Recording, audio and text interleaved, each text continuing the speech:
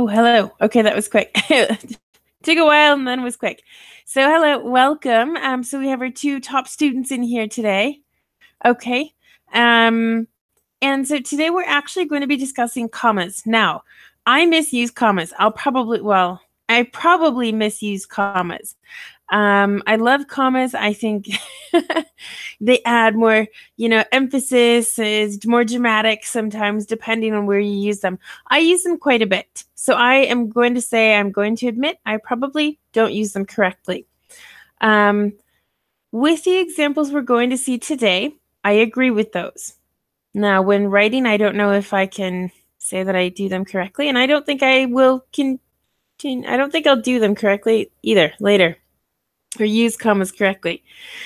So that's basically it. So what I want to do is review what we saw last time. Well, not last time necessarily, but a punctuation class that I had done a couple weeks ago, last month. All right. So this is just about when we use the comma. And these are different examples. So for example, it's used to separate clauses. And a clause is just like a fragment of a sentence. If we didn't have two clauses in a sentence, we wouldn't need a comma, basically. So if I read this sentence, if I have time tomorrow, I will go to the store. Obviously, we have our first clause here, our second clause here, and we're using a comma. This is also a conditional sentence, which I will refer to later in the class today. Any questions about this? I know we went over this. No, thank you. All right, sounds good. So let me go down. Oops. There we go. So now we have something to make lists. And so Ken, okay, good. Ken, why don't you go ahead and read the example for a list of nouns, lists of nouns, verbs, or adjectives. Okay. To make a list of nouns, above or adjectives. For dinner, we are having salad, fish, and chocolate pie. Good. So in this sentence, what are we separating? Nouns, verbs, or adjectives? Noun. Why? Because salad, fish, these are nouns. Exactly. And the definition of a noun is a person, place, or thing. In this case, these are things. Right. So now, Raphael, you are back. I'm going to have you read the example for to add detail and hesitation. So you can read this sentence, please. Jim, my best friend of 10 years, will be at the lunch meeting tomorrow.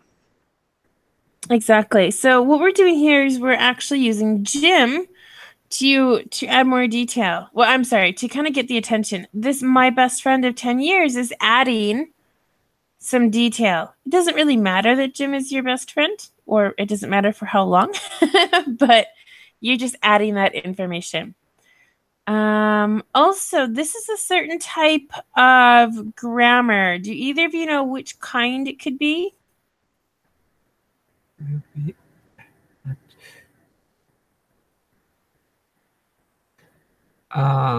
Future continuous. Meeting is nouns. Okay. So no. Well, it's a future simple, will be. Be is our main verb in this case. So this is just the future simple. I was thinking not necessarily grammar as in verb tenses, but something else where we have two clauses together, then we add commas here. Yeah.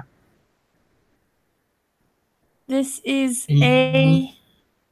I know this in Japanese verb, maybe insertive sentence or something. Oh, I've never heard of that word, but I agree with it. Because you're inserting a sentence into another sentence. This is, I want to say a relative clause. Relative clause? No, relative clause. Oh, gosh. Now I look bad because I can't remember the name of this.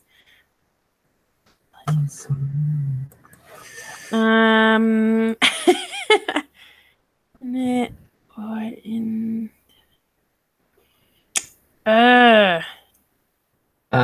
Inserted paragraph.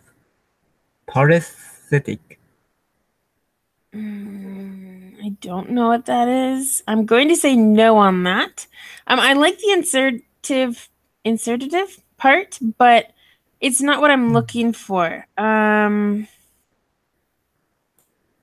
It's a definite or indefinite clause. Relative clauses, yes. Defining or non-defining. That's what I was looking at.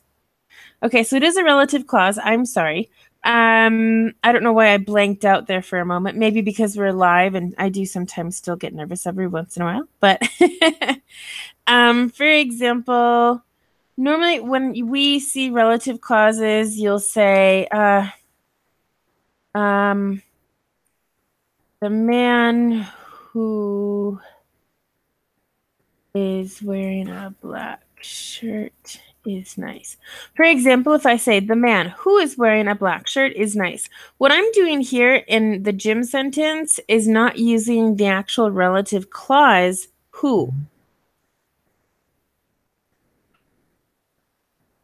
Okay. Does that make sense? Yes? Sorry, the man is who? Exactly. And so if I say, Jim, who is my best friend of 10 years? This is more of a native sentence, a natural way of saying it. We don't need to say who, but it's the same subject, same area. Mm-hmm. Yeah. Does that make sense? All right. Okay. Any questions? Could you explain what is hesitation? I don't know exactly what it means. Oh, hesitation is like, hey, Rafa, do you want to go? It's more or less like when you start to talk or you wait, you pause with something to kind of give it more emphasis. It's actually a really good question. Ken, would you be able to explain hesitation or to hesitate in a different way? Hesitate, how can I say, reluctant to do, reluctant to feel such feeling. Reluctant to join, I hesitate to join the class. I don't know, sorry. Yeah, no, that's actually a really good example. That's really a good example because you're not sure if you're going to like it. You're not sure if you're going to know what to do, to talk. You're nervous because you don't really, it's the unknown. And so you're hesitant. You're not sure, so you're going to wait and think about it. Mm-hmm. Right. Yes. So I think because with the two of us, I think that's okay. Right, Rafael? That's good? So it is to create a pause in the sentence just for that? Or in general, just kind of wait.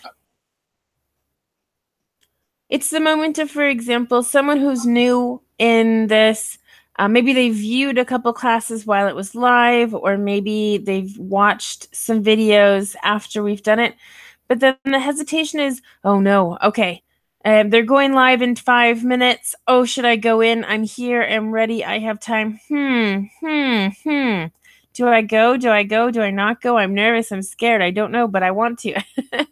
There's like a mix of emotions sometimes. In this sentence here, it's just referring to adding detail about Jim being the best friend. Okay, thank you. All right, good. Well, I'll read the last one here. Then we use it for question tags. Yeah, if we go down, he can't speak 10 languages, can he? This again we'll look at today as well. We're using a modal verb can. In this part, it's negative, and so in this part, we have to use it in the positive form. And then we're still talking about he, who is our subject. And so we use he at the end here. So this is when you say something that you don't believe or you believe. It depends on how you start the sentence. So if you start the sentence, for example, like this, he can't speak 10 languages, can he? you're really saying, my opinion is that I don't think he can speak 10 languages, but I'm asking you just in case because I actually don't know. Okay? So if I say he can speak 10 languages, can't he? That means that I actually believe he can, and I'm asking you just to be sure anyway. Does that make sense?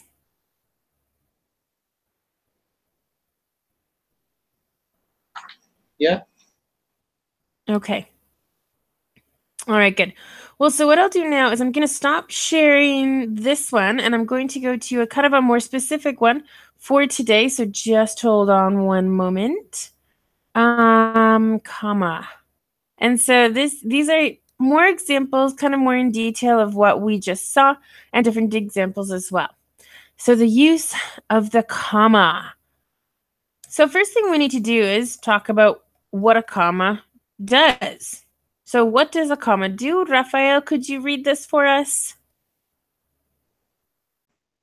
Okay.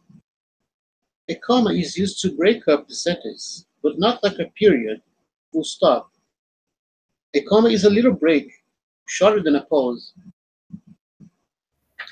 Okay, so technically, when we're saying sentences, we normally pause in between the sentences so that the listener, or whoever is listening to us or we are talking to, knows that we stopped.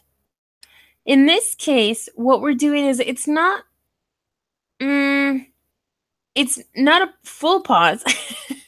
It's like a half a pause, basically. So it's just a very tiny, tiny, brief half a second where you're not speaking for a moment. Does that make sense? Hopefully that does. This happens, for example, in long sentences. Instead of saying, we are going to the bank first, and then we have to go to the park, and then after that, we're going to the supermarket.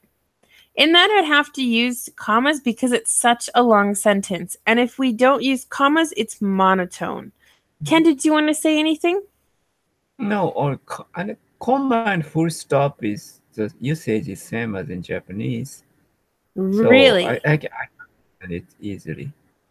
But the problem is semicolon. Such things, colon and semicolon. As you'll see later in this document, yes, I have some semicolons because Word, the document recommended I do so. Not because I wanted to. Okay, so like I said, it's one of those things that I do incorrectly. I know it, but I feel that it's right to put commas there because that's maybe how I speak or whatever. So it's also normally used to separate words, phrases, or ideas, just like in this sentence, to separate words, phrases, ideas. And so in this part, we have more nouns, right? Nouns are things. Words, phrases, and ideas are things. Okay. So moving on here, let's talk about some examples. And see, I mean, I even said ignore this. That didn't work. So Ken, why don't you go ahead and read these two sentences, but try and emphasize the comma correctly here. Okay. My mother is short. My mother is short. All right. So did we hear the difference here and how my mother is short? Mm-hmm. Is there really a reason that you're pausing there? No reason.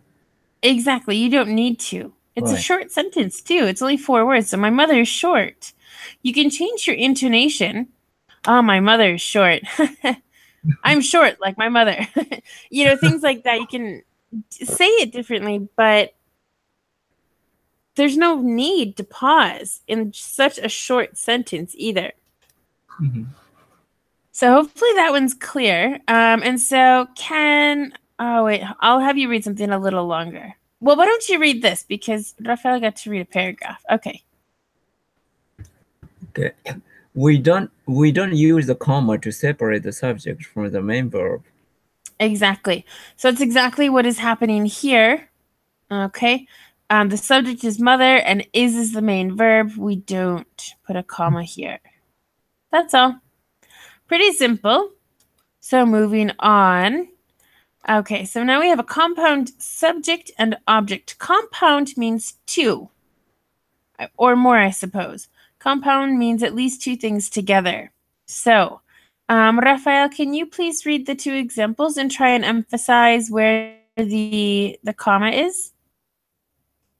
Okay. John and Nancy have worked together for 6 years. John and Nancy have worked together for 6 years. Good. So in the first sentence, there's no need to emphasize just John, because what you're really doing is you're talking about two different people, but those two people are your subject. So John and Nancy have worked together for 6 years. Any questions about this? Yes, I have a question. Is it incorrect if we put in all cases, is it incorrect if we put a comma before and? You've asked a really good question. Normally, you will not. And this, I do have an explanation later. There's more in depth. These are, what I have today are more just kind of general ideas on when not to use the comma. I think in May, I know it's far away. In May, I'm going to do a class that has more specific or different kinds of comma uses. So, I mean, you can research it to get a better idea now. There are certain moments in which you can. Personally, I don't agree with using a comma and then the word and. I was always taught, like we saw in the other punctuation document, it said you can't, let me actually get the right word. I know you can't see this, but, oh, for lists. When you're making lists of nouns, verbs, or adjectives, when we had for dinner, we're having salad, fish, and chocolate pie. To me, I was taught in school to not put a comma before and. So that's how I've learned. And I know there was just someone else I was talking to the other day who said the same thing. However, one of the websites I looked at had it. And I was like, ugh, it looks terrible. Like, why would you do that? So supposedly, yes, you can. But I didn't research it enough to really find you a great answer for today. So hopefully that kind of helps. But okay, all right. Well, we'll work on it because I just think it sounds terrible. Later at the end, I think one of the last things I have for today's document is kind of like the exception for some things. So we'll hopefully get there. Here we have kind of more examples. So Ken, why don't you go ahead and read these examples for us? Okay. Incorrect. Sarah is wearing a black shirt and pink skirt. Correct. Sarah is wearing a black shirt and pink skirt.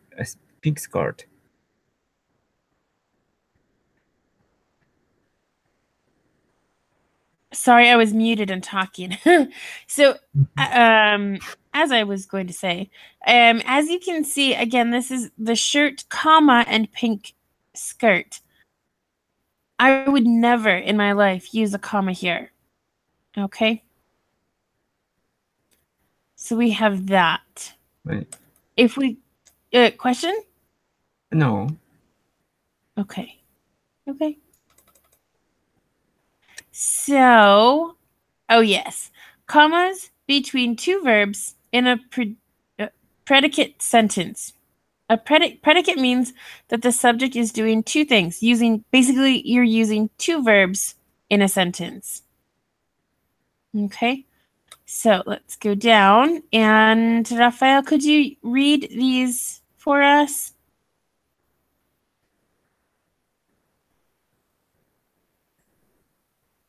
Rafael? Thanks.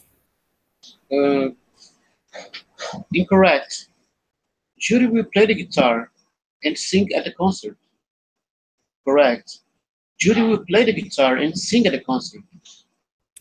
Okay, so basically what I can tell you here is that the word and is connecting the two clauses. We have two clauses here. All right, I'm going to use the correct sentence. Judy will play the guitar, and we have sing at the concert. Now, we don't have to repeat the subject again after our connector because it's kind of redundant. We don't need to know, we don't have to say Judy again because we know. So basically what they're doing is joining. And it's not a list. We're not saying Judy will play the guitar, comma, sing at the concert, and do something else. We're just saying that she's going to do two different things. And I believe if we think about it, a list is technically three things or more, at least in my opinion. So this is not considered a list. It's just saying two different things that she's going to do. Any questions here?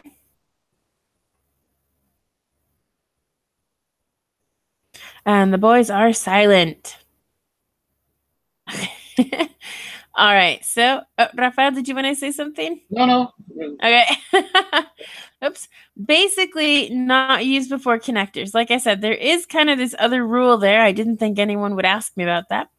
But that's okay. So, here is... first of all, this needs to go down. And second of all, looks like this is incorrect. Use a comma. Okay. I'll go back up now. Let's see. Ken, is it your turn to read the sentences? Yes, maybe. Okay. I don't know. Maybe, yeah. I think it is. Why don't you go ahead? Okay. No use before connectors. Incorrect. I wanted to go running, comma, but didn't feel like it, comma, it was cold. Correct. I wanted to go running, but I didn't feel like it, comma, it was cold. Okay.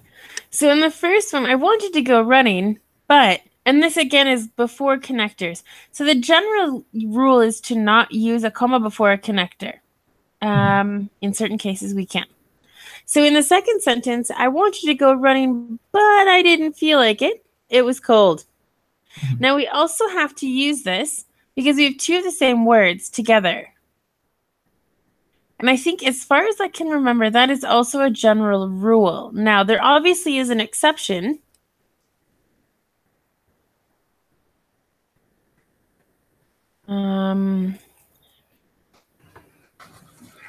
So for example, this is a past perfect. I had had breakfast before she arrived. Now, if I don't want to use two of the same words, which mean different things in the sentence, I had eaten breakfast before she arrived. Any questions about this? Just a quick question about the correct sentence. Can I replace this comma by a period? In this case, sure. Yeah, and then you can capitalize this. Sure. The only thing I can say as a teacher is that when you do this, it seems more like basic English. When you start joining things is when you have longer sentences, you have more details. It's kind of more advanced. And so that's, if I were to see what you said, put a period after it, and then the second it was in a capital letter, sure, you can. I would think it's a little lower than this sentence here. Does that make sense? Yes. As far as grammar, it's perfectly fine. It's just, it depends on the level then. Ken, did you want to say anything? No, thank you very much. All right, good. And so again, this, when we have the same word, but they're in different clauses, then we're going to use a comma. Like I said, here, this is not the case. This is the past perfect. They just happen to be the same words. Okay. All right. Well, if we move down, okay, we use a comma to separate the sentence so the reader isn't confused. All right, so Rafael, I think it's your turn to read. So could you please read this little introduction to this part of the document? Okay? Reading a language is much different than speaking. While speaking, we can express ourselves by using intonation, elongating words, using expressions, etc. When reading, we must make up that information so it makes sense. Okay, so this might be confusing. So basically, it's very obvious to say reading and speaking in a language is very different. I think that's easy. While we're speaking, we express ourselves.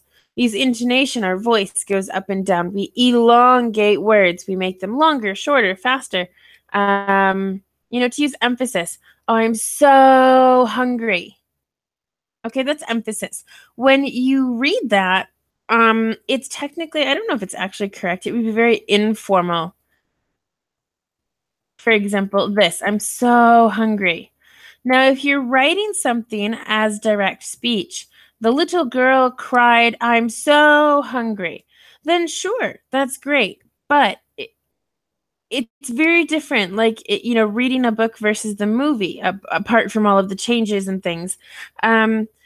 Because while reading a book, you can imagine what's going on. And while watching the movie, they basically they are inventing your imagination. You don't have to think, you just watch it.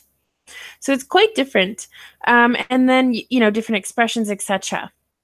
And so when I said, when reading, we must make up that information, that's what I was talking about. We have to put the images in our own head.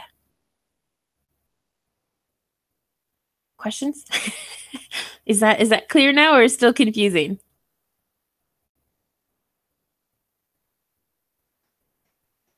Okay. That's okay?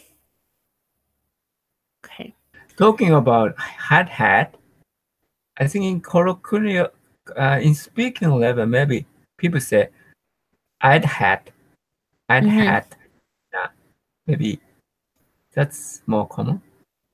Yeah, that's true. And I remember at some point in my life, before I started studying English grammar, I would say had. I was like, but but I'm using the same word together, but I think it sounds good. But why is it like that? So I did question that when I was younger, when I didn't have the knowledge that I have now. So and some people are like, when I'm doing grammar activities with people, like had, you can say that. Well, sure, because had, a past perfect, the auxiliary verb is had in the past because it's a past perfect. With any perfect, you need the verb to have, depending on the past, present, or future. And then you need the past participle, or the third column, in which some people know it as. And that's what it is for both. So had is correct. Yeah. So. And it happens with the passive. Let's do like a present continuous passive sentence. For example, the active, let's say, would be he was reading a book. And I do this with all the verb tenses so people understand, like, once you understand the verb tense in the active, you can easily put it in the passive. So a book, now we need the verb to be. The verb tense here is a past continuous. So the verb to be must be in the past continuous, was being. And then we need the past participle of the verb read, in this case, as it's the main verb of the sentence. So a book was being read. Or sometimes if it's in the present, a book is being read. Like, is being? What? I didn't think you could. Well, it's the continuous tense. We need the main verb plus ing. In this case, the main verb is be. Sorry. And so people are like super confused with this. And I'm like, well, it's if you think about it, it's pure structure. It's pure grammar. it might not make sense to you. And then once we get into the let's say present perfect passive, I know we're kind of leaving our commas for a second. A book had been being read. Actually, this is the present. No, I'm changing all of this. Past perfect continuous. I'm sorry, past perfect continuous. A book had been being read. Now, it sounds kind of silly, but it makes sense. Right. So, like I said, if it doesn't sound like it's correct, doesn't mean that it isn't correct. Yeah, kind of textbook. Exactly. Exactly. And we do say that, and it's just like, whoa. I mean, I would say he is reading a book instead of, oh, the book had been being read while he was riding the bus or something like that. So it completely depends. So, well, let's look at some examples of this. All right.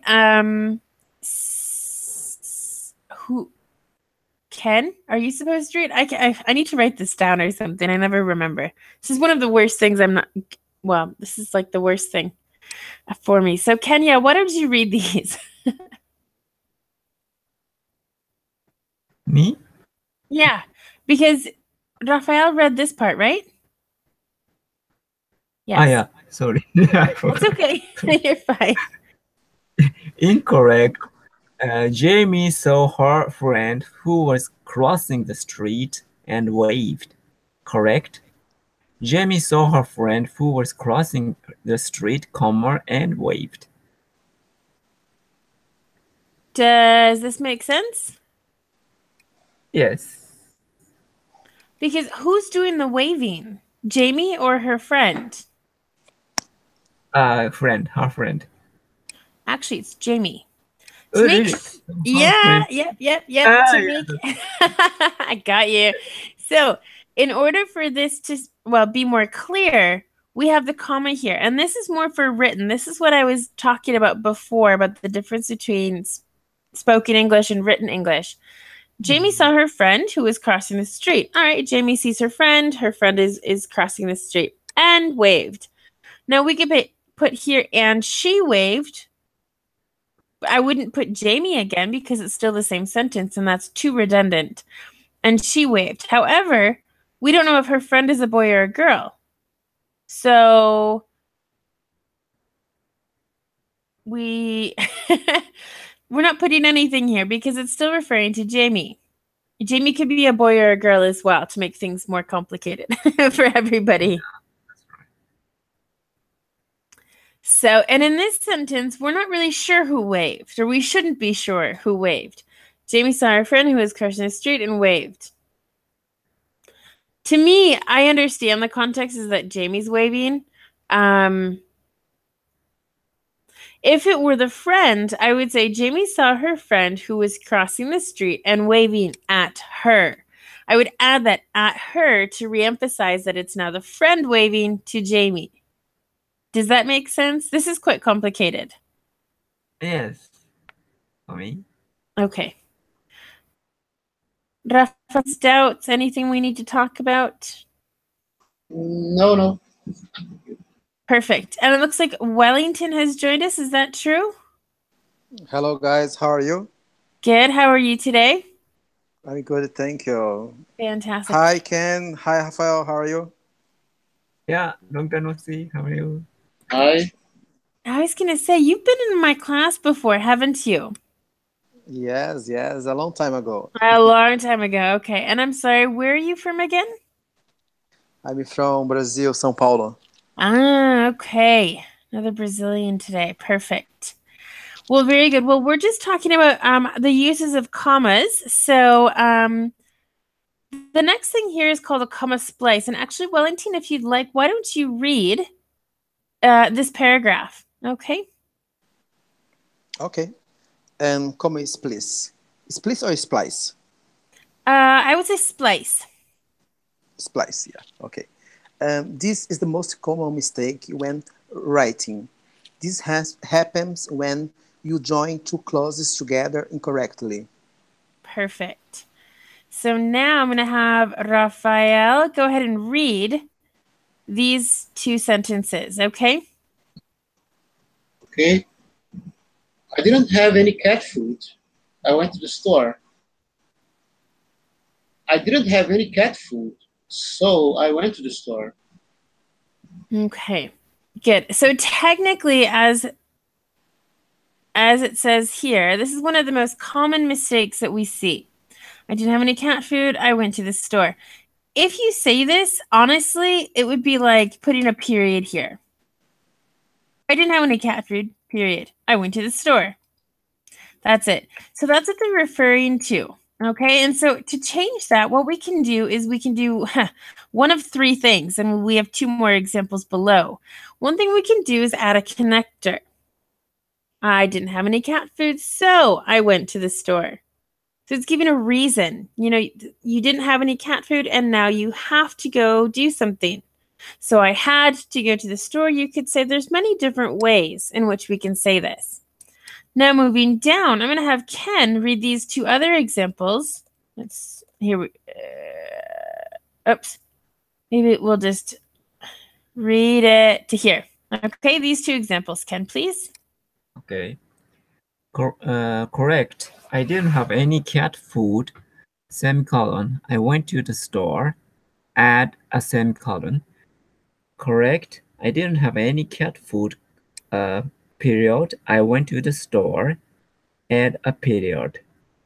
Exactly. So like I said before, that first sentence with a comma is technically not correct. And we can change it, like I said, by three ways. Adding a connector, adding a semicolon, or a period. Mm-hmm. Are there any questions or doubts here? You said both are correct, but maybe semicolon is more kind of formal or something on writing. I don't know if it's I don't really know. I would say it's maybe more advanced in general because we know a period is very common. Obviously, we all know that a period is needed at the end of a sentence. Now, when we use a semicolon, you're like connecting the sentences, but there's still a distance. You know, they're still like not super connected as in the situation of when we use a connector. Right. So honestly, I don't know. I don't like semicolons. It's a personal thing. It's nothing against the semicolon. It's just I've never really had to use it in any, you know, formal writing. I think it's for more formal writing is what I would say. A thesis for college or something like that. I don't think you would use a semicolon in even a resume or CV.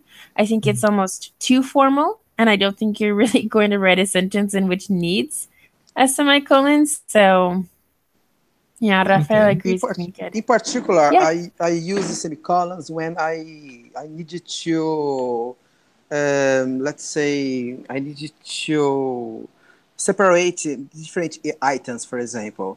If, for example, we are writing a recipe, okay? So we needed something, item, a second item, a third item. We can use the semicolon to separate the items. Or, for example, if you are writing a curriculum, you can divide, separate in lines the skills in using semicolons. I wouldn't. Let me actually, as long as we're talking about this, I'm going to go back to the other presentation I had that we were using before from a different class. Hello. One moment. Punctuation. I've put it to a normal colon. Okay. So this is used in listing, and this is used in listing with 3 or more things, because if we just have 2 things, we're going to use the connector and. So if I say at the store we need butter and eggs, I'm going to write this differently. Butter and eggs, for example. Okay. If we need 3 or more things, which we have 4 things in this sentence, butter, eggs, flour, and milk, sure, I'm going to use a comma here, oops, and then nothing here because I have the connector and. Okay, does that kind of make sense?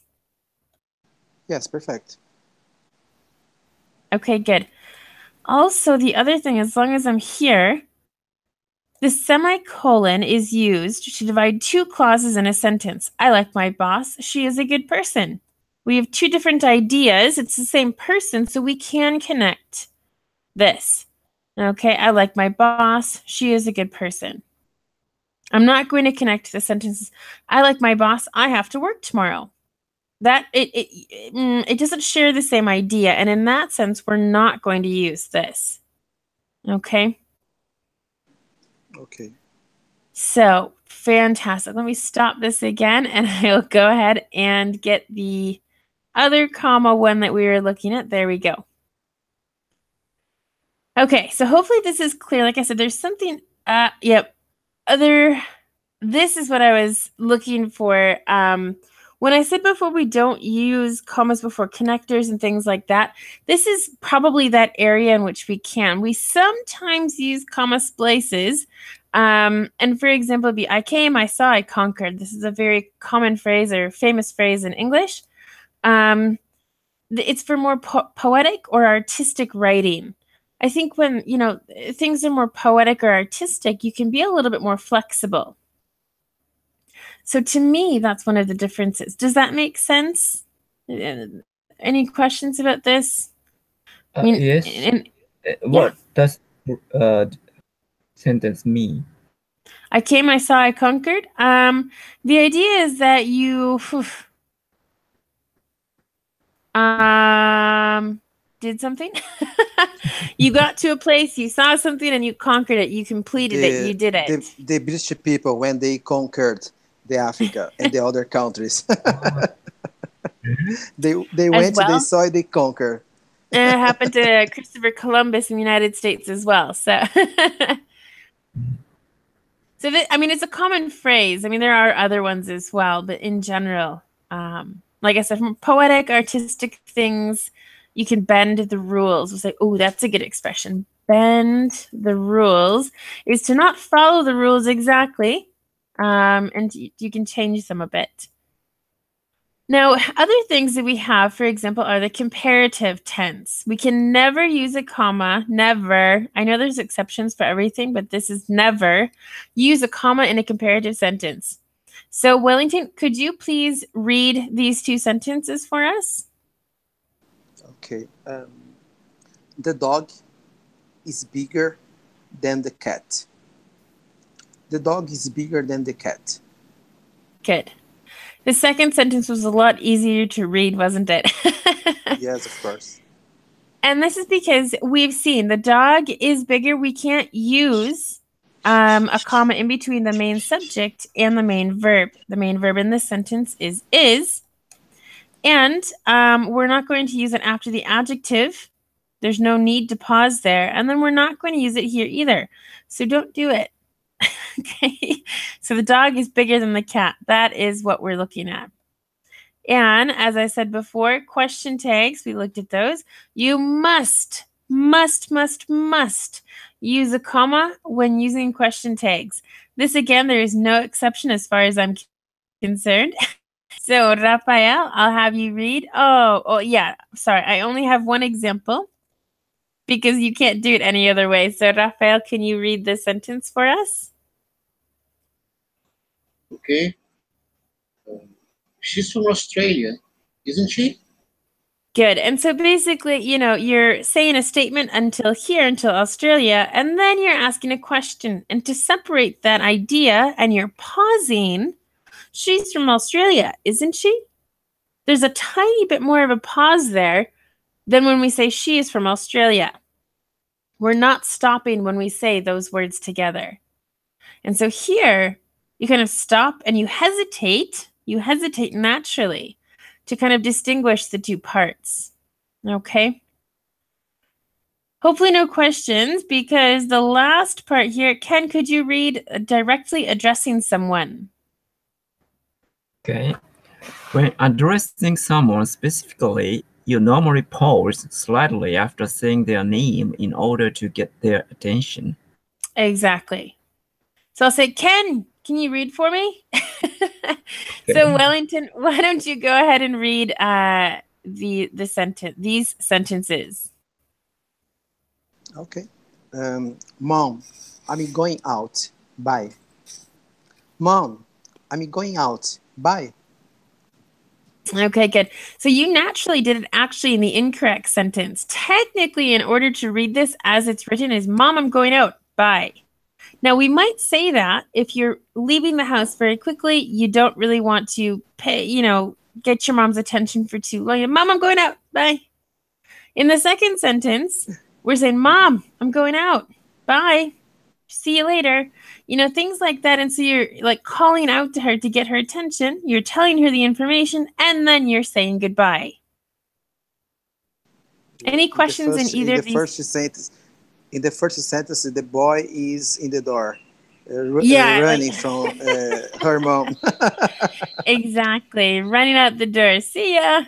So, but technically, and again, this is where you can play with the language a bit. It depends how fast you want to say something. It depends on the emphasis. It depends on so many different things that, sure, I suppose in some sentences or in some cases, we will be using the incorrect sentence. However, it's going to be spoken, not written.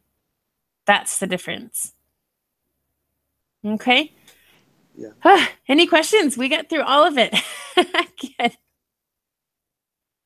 Okay, so let me stop this now and you'll see me so I can say goodbye. So hello and soon to say goodbye. Basically, we're finished for today. I like I said, in May at some point, I'm going to do, I think it's early May, I'm going to be doing part 2 of commas, kind of maybe the different exceptions, things like that, but more in depth. Today, I just wanted to introduce the general idea of the comma. Now on Wednesday, it's Valentine's Day. So I've written a little story about a bit of the history. As far as I can tell, I've heard these things from different, I've read things on different websites. I've seen different videos, common knowledge that I've learned over my life. So that's basically what we're going to talk about. A little bit of love, romance, relationships, history of Valentine's Day. So we'll be definitely reading. So if you want to read, join the class. If you don't, then you can just watch. Or you can come to class and tell me you don't want to read. That's fine. So any final questions for today? Thank you, guys. You're very welcome. Well, thanks, Wellington, for joining us. And Rafael, always nice to see you. And Ken, pleasure as always. As always, Ken, I believe that he is habitual here. He is. Right, He's Ken? the best student I have. He's here every day. Yeah, I try to be in this kind of class because I like it. These guys that are here. I had the opportunity to take classes with Dan on Verbling, and so I miss everybody. Yeah, me too. Yeah, me too. Glad that you could come today. So, well, enjoy the rest of your days wherever you are in the world, who's ever watching as well. And hopefully it's not raining as it is here. So hopefully we'll see you on Wednesday, okay? Whoops, sorry. Okay. All Thank right, you, bye, teacher. everybody. Thank you You're very much. welcome. Bye, everybody. Bye. Bye. Bye bye. Thank you.